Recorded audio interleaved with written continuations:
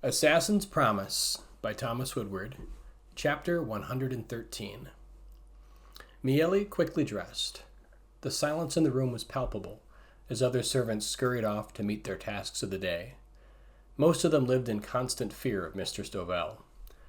Like anyone else in a position of power, Dovell had her favorites, and those that she viewed with distaste. She had an intriguing habit of letting some of the guardsmen in the servants' quarters at night, giving them leave to pay midnight visits to those who riled her anger. Her methods were petty but effective. Some nights, Miele heard the whimpers muffled through the thick wooden doors of an adjoining storeroom, where the guards took the marked servants. Miele slept with knives secreted on her person. She had dissuaded one such attempt on her in the past. She had casually grabbed the officer who had visited her and showed him the benefits of becoming a eunuch. Further attempts had simply avoided her after that night. She had already gained a reputation with the other servants who slept here. Pavitt, a slow learner, had not taken heed of her initial advice and had attempted to force himself on her the second day. She rarely saw him in the halls anymore. The taller bully cowered now when she made eye contact. She had received her orders, a folded note laying at the foot of her bed. She would be set cleaning the stalls of the stables for hours. Dovell may have been unable to exert her influence in one way, but that did not stop her from other avenues where she could impose her dislike of Miele. Infuriating as the woman was, she was merely a mild annoyance in comparison to having the true purpose of her mission discovered. Miele hoped that her missive had reached her handler, and that he had taken her message seriously. Azric was becoming increasingly dangerous quarry. She needed to act soon. Yet the order still had not come. Why? What were her masters waiting for? Her cover would not outlast the month, if the very week, at the rate of recent developments. Would Azric call her to his chambers again? She felt a pulse of heat. His passion had taken her up as well. She would be certain to set his tongue wagging the next time. She resolved to pry information from him. So far, he had yielded not a word she could use. It was maddening. Glancing over as she finished dressing, Miele saw the body. She instantly recognized the signs.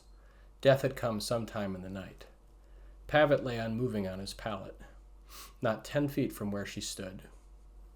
The servants had been abused, but few had been killed outright.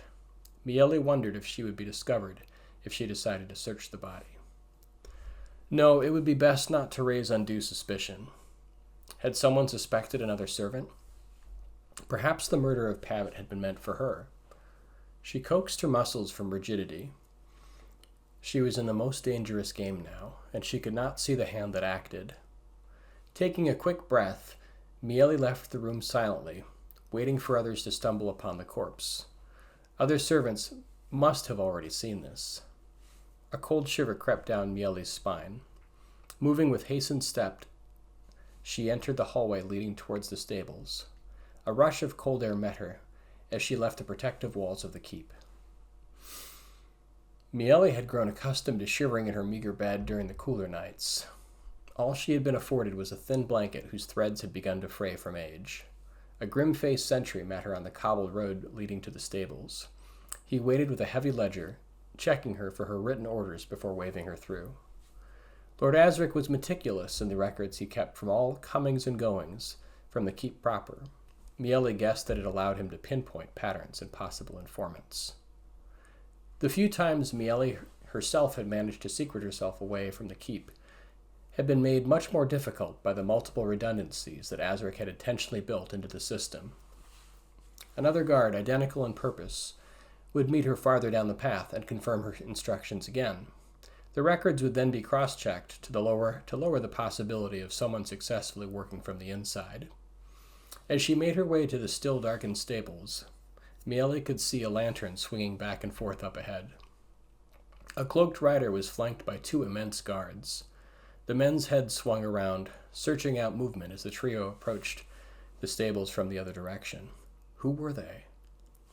Miele set about her task, hiking her skirts up to avoid as much dirt and grime as possible. She grabbed a pitchfork and began shoveling the muck out of the stalls. Hearing the trio of riders enter, she kept her head down, hoping to avoid notice.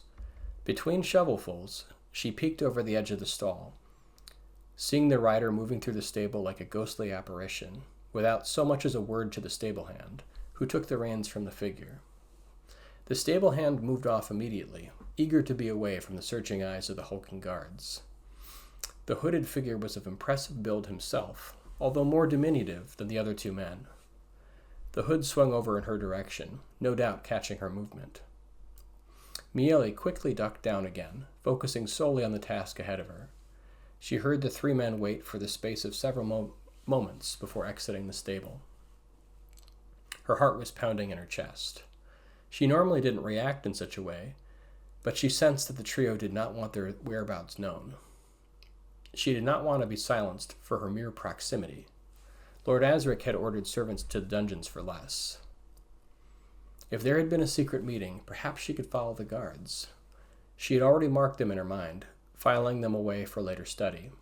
Most guards were given to one vice or another, whether it be drink or the desire for company to break the monotony. She could bully another servant if she needed, into pressing one of them for information. But who was the cloaked figure? Clearly someone of high rank. They would not have personal guards otherwise. There were a slew of nobles who resided in the keep periodically, forced to take their lord's welcome for as long as he commanded them. Perhaps one of them? Or perhaps Asric himself? Tracking the man's movements was exceedingly difficult, she had found. What purpose would he have for a pre-dawn meeting? Miele resumed her task, mind spinning with possibilities. Dovelle would not be happy. Her skirt already showed a thick blotch of mud from where she had been careless while eavesdropping. Damn.